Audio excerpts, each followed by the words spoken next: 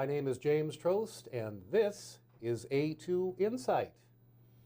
Today's guest is Ned Staebler here in Ann Arbor. We're going to learn more about him and his background.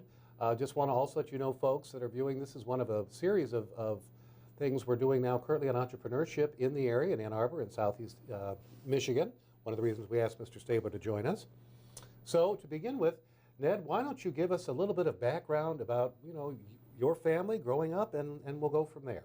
The city was here first, I think 1824, but we beat the university. Okay. So we've been here a long time, moved out to, go figure, Staebler Road.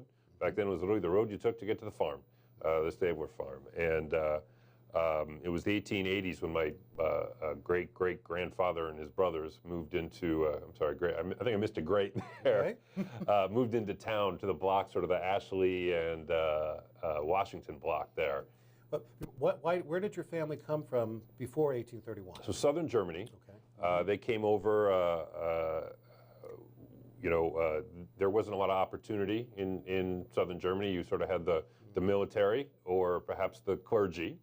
And there were a lot of folks cruising around in Europe in general, but in Germany selling the dream of, move to the new world, you'll get land, you'll have opportunity and to be a farmer. So whole towns were sort of coming over here, especially second and third sons that wouldn't necessarily inherit the family farm or business and whatnot.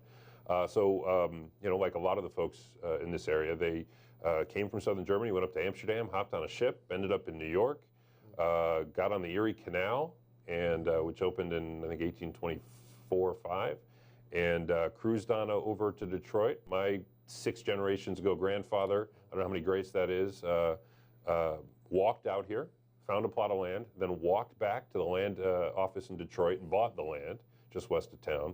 And then he bought, I think, a horse and a wagon and went back out and settled, 180 some years ago. Mm-hmm. And then, like I said, in the 1880s, they moved back into town. A bunch of brothers had a bunch of businesses, a hotel, a bicycle shop where the third car was made in town by a gentleman who later was the lead engineer for the Hudson Motor Car Company, the founding engineer.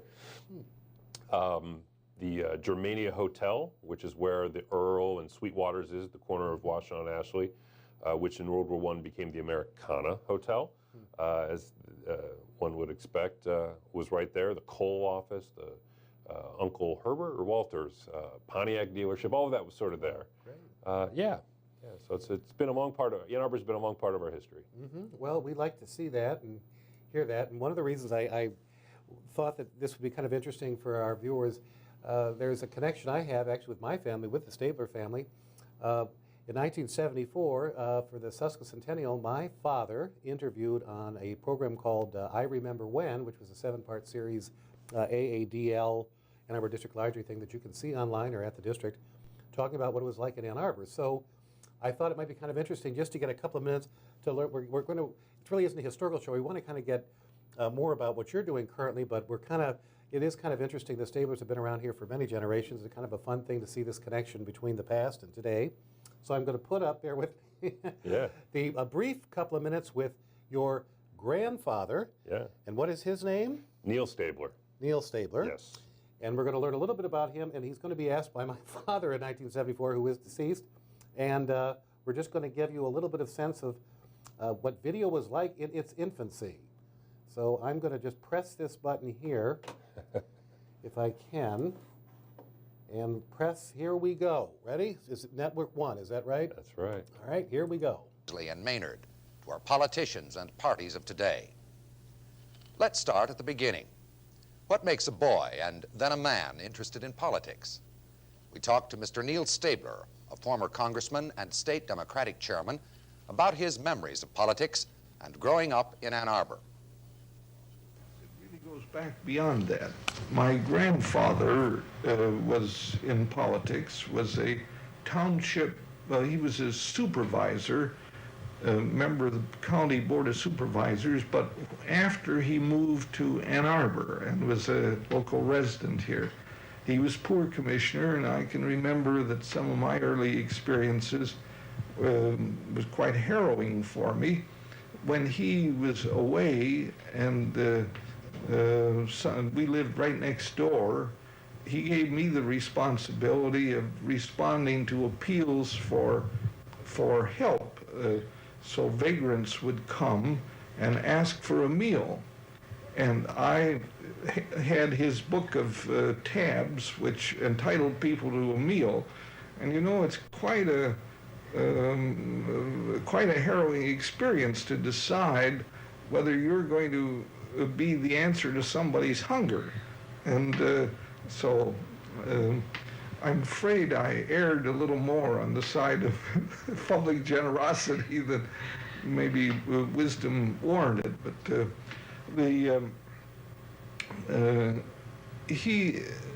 so I had some political connections. My mother was a co-chairman of the county committee back, I must say, in some of its weaker days. But she was a vehement person, and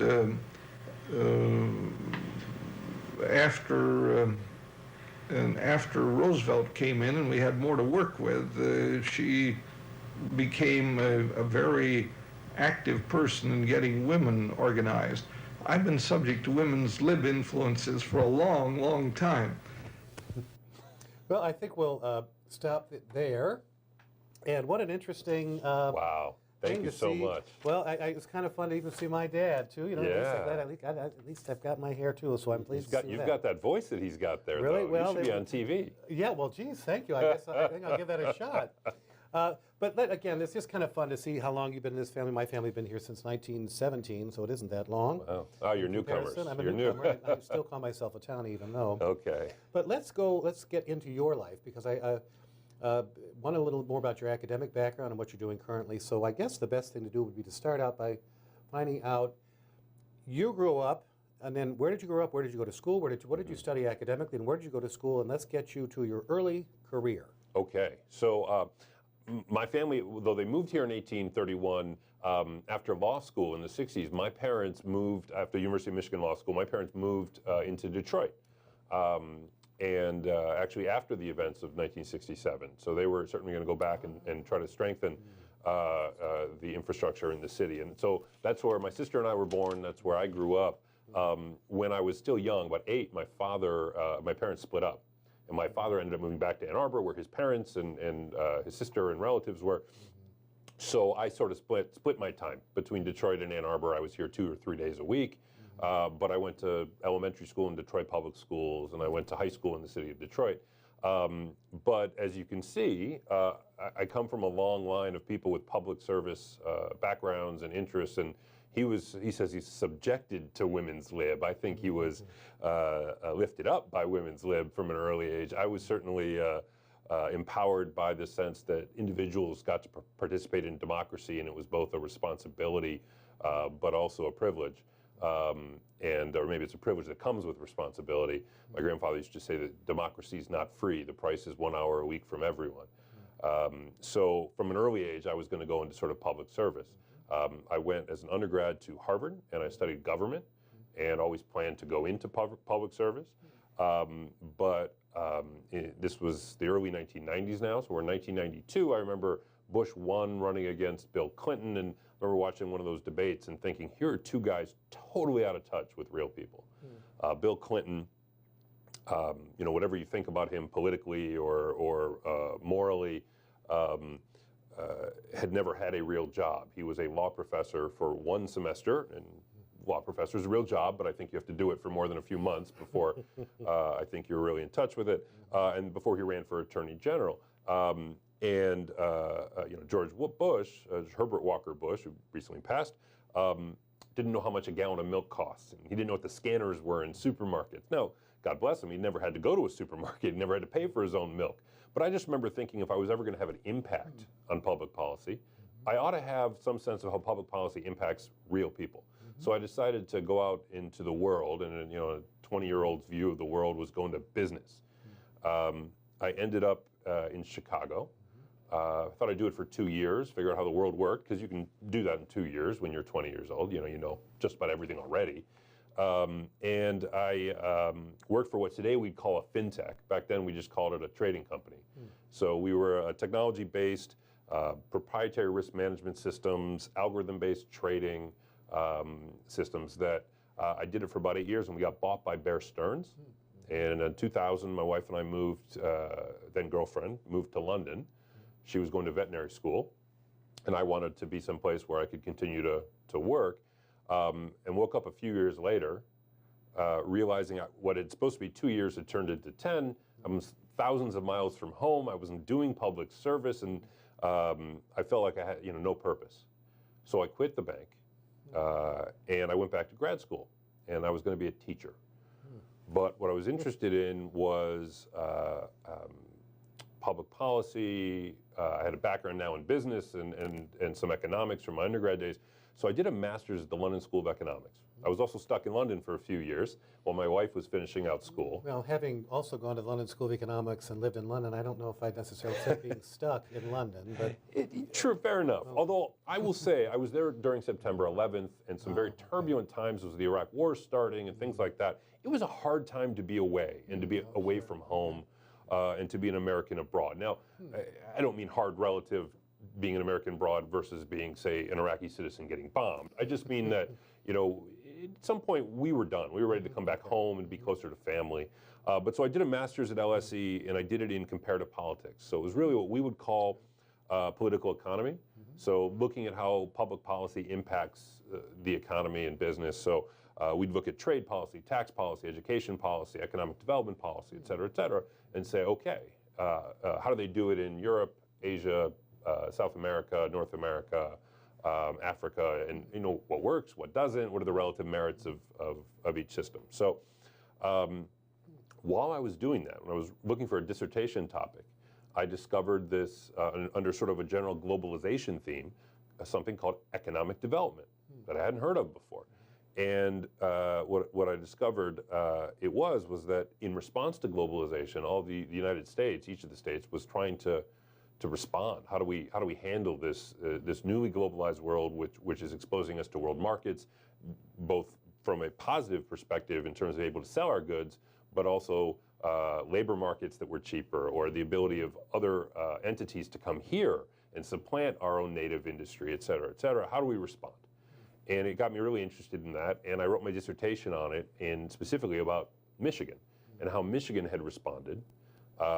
And what it was doing, and what other more successful places have been doing, and tried to figure out what works and what doesn't, and what could you say about it quantitatively and qualitatively. Yeah, and then build policy prescriptions based on it. That's amazing. All right, so you get your master's degree. You've spent time in London for 10 years. I was in London for 5. Or 5 years. Yeah. And then you come back, but then you end up somehow in Lansing. And is this a direct leave after finish your academic work? How did you end up in Lansing working for the, the Michigan Economic Development, again, your word, Corporation Lansing? Did you make the job yourself, or how did you get that? No. So when I was researching my dissertation, I had reached out to some people at the MEDC, which is the state's economic development agency, and said, this is academically, from an academic perspective, this is what I'm seeing. Talk to me about what you do, why you do it, how you do it.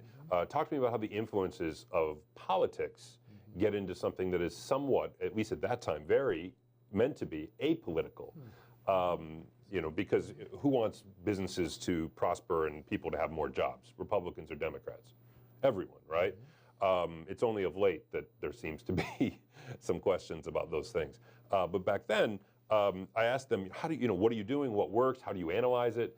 And I offered to help them with some of my research. And so when I moved back here, I actually went up and I got a job at the organization. And I started running all of our sort of access to capital, banking, venture capital, private equity programs, helped design some new ones. And by the time I left, about 5 years later, I was running the 21st Century Jobs Fund, which was our big signature program to help transition our economy, as well as a whole host of other programs like Renaissance Zones and Megas and Brownfields and things like that. Now, this is not a political position then in that sense, No. right? So you were hired by the economic. What is that entity itself? So this is a fun question. The MEDC is actually a public body corporate, which is a fancy way of saying it's a public-private partnership created by an interlocal agreement between the state of Michigan through the Michigan Strategic Fund, a part of state government, and 58 or so local governments. So the city of Ann Arbor, the Detroit Economic Growth Corporation, Oakland County, those kinds of units, created for the purpose of promoting a unified economic development front for the state of Michigan. And the funding source? Why are you asking these hard questions? I thought these were softballs. It has a variety of funding sources. So some of it comes directly from state appropriations. And because it's a public-private partnership, it has state employees and it has non-state employees. They all have different regulatory schemes and labor structures. There's a portion that comes from federal programs that funnel through, like the Community Development Block Grant Program. And some of it comes from what they call corporate funds, but the state has made agreements with, say, Indian casinos, that a portion of the gaming profits will be funneled back to the state to promote economic development. Well, that's certainly, you certainly have the background to understanding not only academically, but also seeing the importance and loving Michigan, apparently you specifically chose this region. So that brings us, let's get a little closer to what you're doing currently, and that would be, and again, you also you work at Wayne State University, but you are also the president, and this is where I really want to focus on, TechTown. And I'd like you to give our viewers, what is TechTown, what's the history of it, what's the mission statement, and how does that fit within your whole academic and professional career, TechTown as an organization? Yeah, so as you alluded, I have two jobs. I'm the Vice President for Economic Development at Wayne State, and as of, for about 7 years now, 8 years, and then about 3-4 years ago, I became the president of TechTown as well. And I remember when I got a call from a headhunter. I was working for the MEDC, and the administrations were changing in 2011, January timeframe, and so I was starting to think perhaps there were other places to go, and I got a call from a headhunter. It says, the president of Wayne State University wants to talk to you. And I said, okay, what about? He says, wants to talk to you about economic development. Okay, it's a subject I care about. And the president of Wayne State at the time was a gentleman named Alan Gilmore. Alan Gilmore is a legend in Southeast Michigan. He was the chief financial officer at Ford and the vice chairman of Ford, a fixture there for 30 plus years.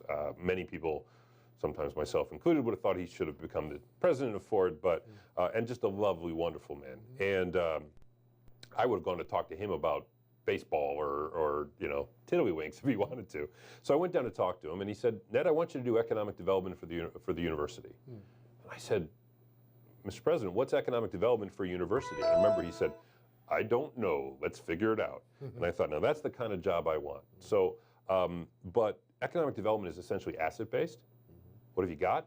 How do you use it better? To be a leverage, how do you leverage it to be a catalyst for equitable economic growth? And so that's what we've been doing at Wayne State for the last 7 or 8 years. It was literally just me and half of an FTE, and now there's, including TechTown, more than 60 of us running around. None of it on the state's dime, don't worry. None of it's tuition related. None of it's on the university's dime. Almost all of it's philanthropically related, or we generate through our other activities. But TechTown was created by the university in partnership with Henry Ford Health Systems and General Motors a little more than 15 years ago, really closer to 20, but they only really got up and going about 15 years ago. And we have 3 main functions. Originally, we were to commercialize technology out of the university and the health system. So take tech transfer projects, take technologies, build companies around them, and help them grow. So we have an analog here, sort of at Ann Arbor Spark and University of Michigan Tech Transfer, and has a variety of programs. So that's sort of the analog here. But many moons ago, about 6 or 7 years ago, we figured out that the same model and the same principles of acceleration and incubation that you can apply to tech companies also apply to non-tech companies as well. You need to go out and talk to your customers. You need to go and figure out what problem you're solving, what your value prop is to people, how they want to be addressed. And that doesn't matter whether you're selling a mobile app or brownies. Either way, you need to make sure you're filling that customer need and there's demand for your product. So we expanded our services to non-tech businesses as well. And then this year, through a grant from the Ralph C. Wilson Jr. Foundation, we're taking those same principles to nonprofits. So we've created an organization called COACT, which is a center for nonprofit support in Detroit, but available to nonprofits all over Southeast Michigan. We partner with good folks like the New Center that's based here, the Michigan Nonprofit Association, Michigan Community Resources, to help build an ecosystem that can strengthen our nonprofit community as well. Well, that's quite a variety of endeavors. Oh, that's just Tuesday. But it also, one of the reasons I wanted you on the show is that the whole idea of entrepreneurialism. people who start businesses, just the idea, and it really is 2/3 of all of the jobs that people have in our society are from smaller businesses, not the large corporations. And I guess having understood economic development, its importance to any community, certainly as what, and this is a tough, can you train someone to take the risk to be an entrepreneur? What is it about, what is an entrepreneur, and can you create an entrepreneur? How do you instill that? That's possible. That's a really good question that a lot of people have tried to answer. And you know, if you go look at data and studies, there are a lot of differing opinions on whether you can do that or not. We spend a lot of time with the Gallup folks, you know, like the polling kind of people who spend a lot of time working on things like strength finders and doing assessments of individuals and trying to figure out what you have at your core. They have a whole system around entrepreneurship. It used to be called EP10, but I think they've changed it because that's a horrible name to something else. And they believe entrepreneurs are born, not made. Maybe. I think to some extent that's true. There's certainly some characteristics that people are naturally born with more of or less than: a tolerance for risk,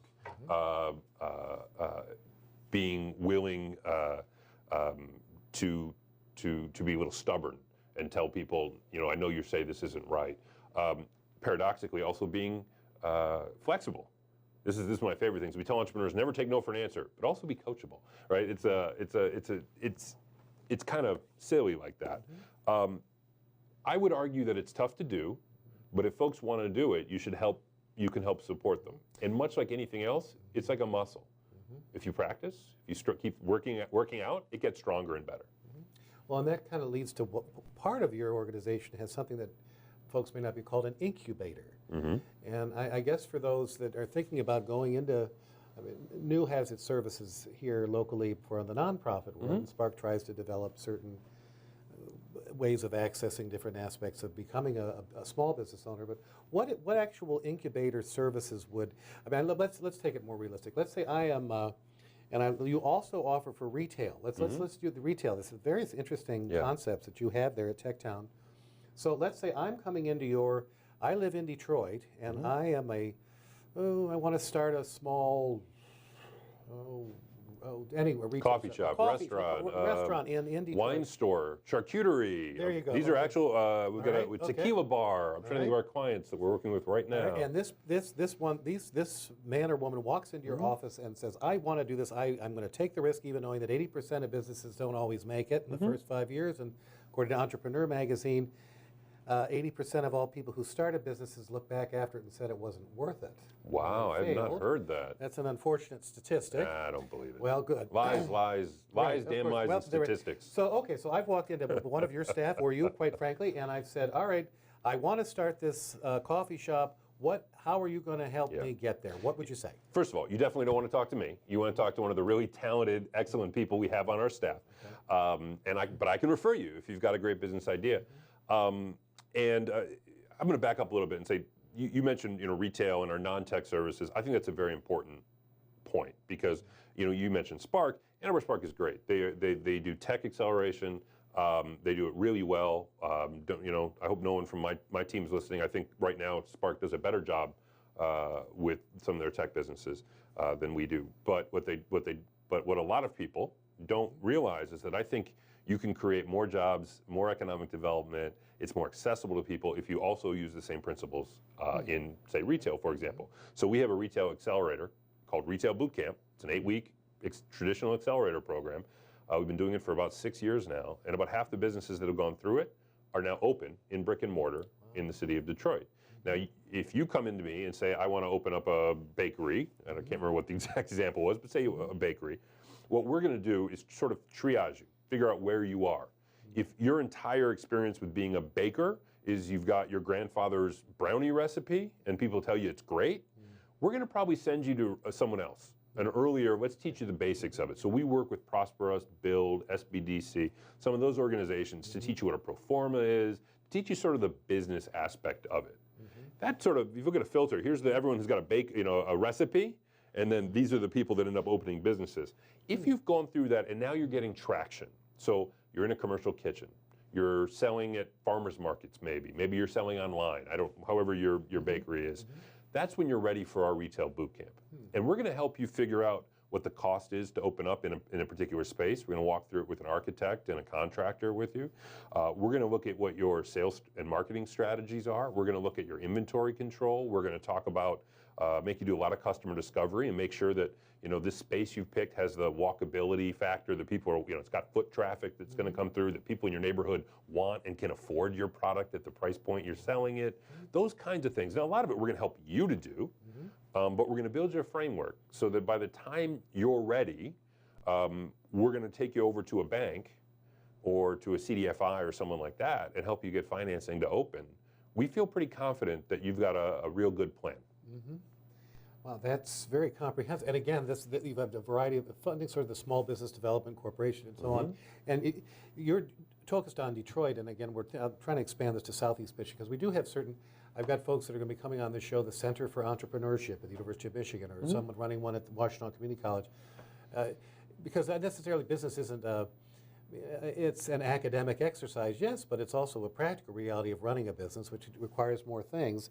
So I guess the question is, what if, having done it at all levels at this point, Michigan, as an economic development state, my question to you was, what would you say in your own career in this variety of working in Lansing and what were some of the greatest accomplishments you found from your own work within the economic development that has been of the lasting benefit, or that you're proud of most here that you've done in this state? So, so far, you're just So I'm a young pup at 45 years old. So the two biggest things, I think, in my time at MEDC, and then one at TechTown. So I was at MEDC during a very not easy time, 2008, 2009, 2010.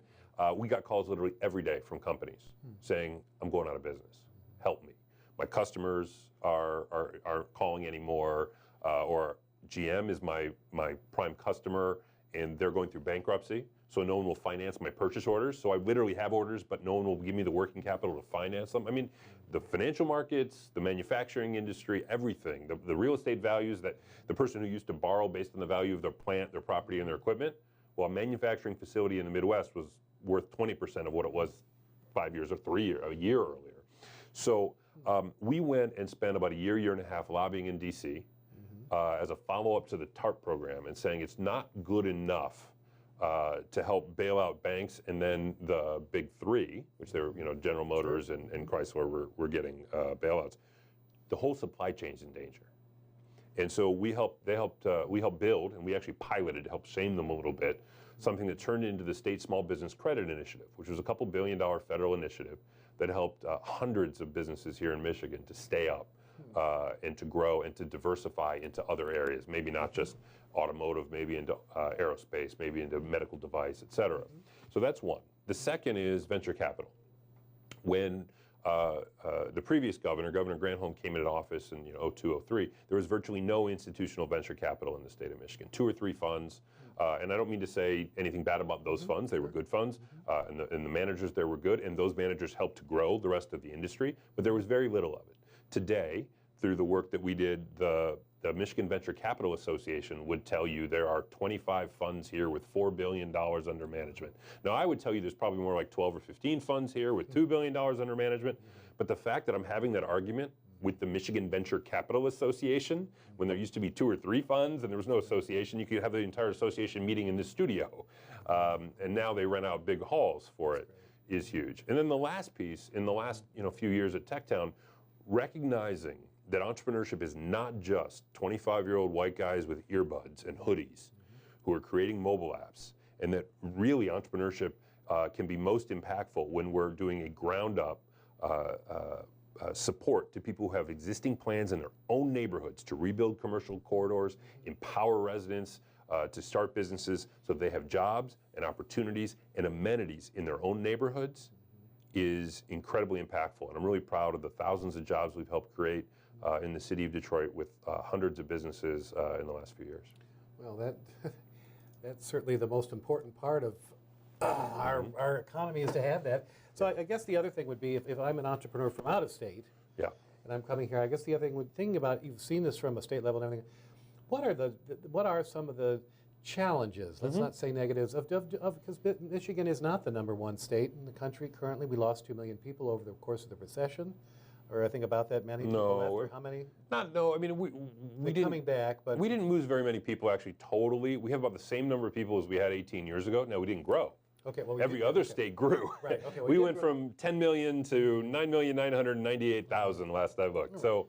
Well, then maybe the better question: what are the challenges we as a state, from your perspective, that when we want to go out there and bring in some of these, like for instance, I'm sure you would have loved Amazon to have taken a serious look at Detroit when they didn't. I mean, just transportation alone is tough. We don't have enough subway and something.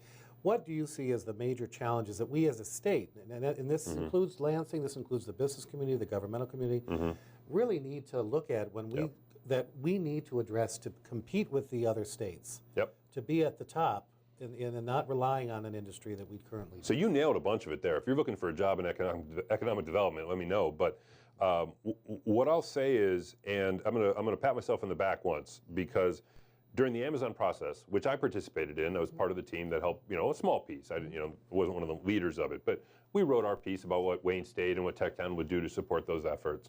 But I was on record while the jury was out, so to speak, speaking at a conference on tech in Detroit, as saying there's absolutely no way Amazon was going to pick Detroit.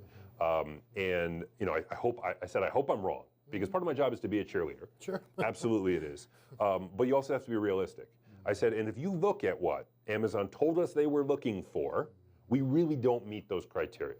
Now, here's the flip side. The good part is they built us a model for what globally mobile corporations are looking for in today's economy.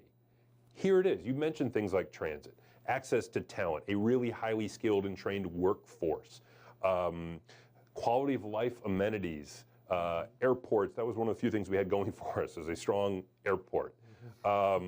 And proximity to Canada. That was about the only other kind of thing we had going for us. But all of those kinds of things. We didn't have vibrant urban areas that had walkability, housing options, and cultural amenities that they were looking for. So those are the types of things that we need to invest in.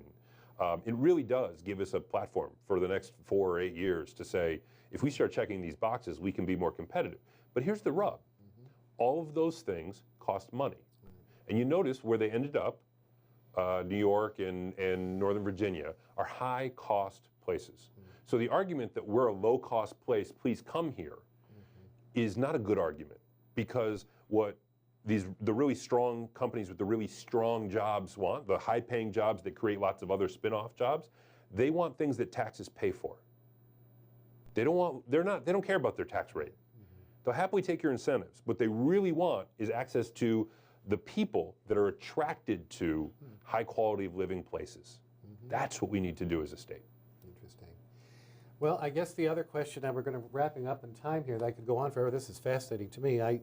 But wonder what you've done quite an interesting career so far. But where do you hope to see yourself? And I guess this would be in 5 years. Do you anticipate staying with? You'd start out in finance.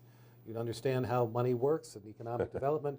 Do you see yourself in 5 years in a different kind of role? Are you thinking about even starting up your own corporate organization? Where do you see a reincarnation of Ned Staebler in the coming 5 to 10 years? I don't know. If I had a 5-year plan, I'd be off executing, and I'd happily share it with you, because I don't think there are any secrets. But I have some both short and long-term goals. Short term, I want to continue to help create economic development with an equitable lens, so making sure that people in communities have the ability to impact their own plans and the resources necessary to affect them. So I've been talking to folks in Washtenaw County, because I think it's a real problem that if I were a bakery owner in Ypsilanti or Chelsea or wherever, and I wanted to open one, I wouldn't know where to go for help. And there wouldn't be the types of resources you'd have other places. So that's a real problem for me. So that's one short-term thing I want to do. I'm on the board of the Regional Transit Authority for Southeast Michigan. Clearly, transit is a massive issue, not only from the perspective, the perspective of a company looking to move someplace, but also from the real-life needs of residents and employers to get their workforce and folks around. So I think putting a comprehensive regional transit plan for the 4 counties is absolutely necessary. And long-term, I want to keep working on the big picture issues for the state of Michigan, making long-term investments in our future, so that, my kids are the 7th generation to live here in Michigan. I don't want to have to get on a plane to go visit my grandkids.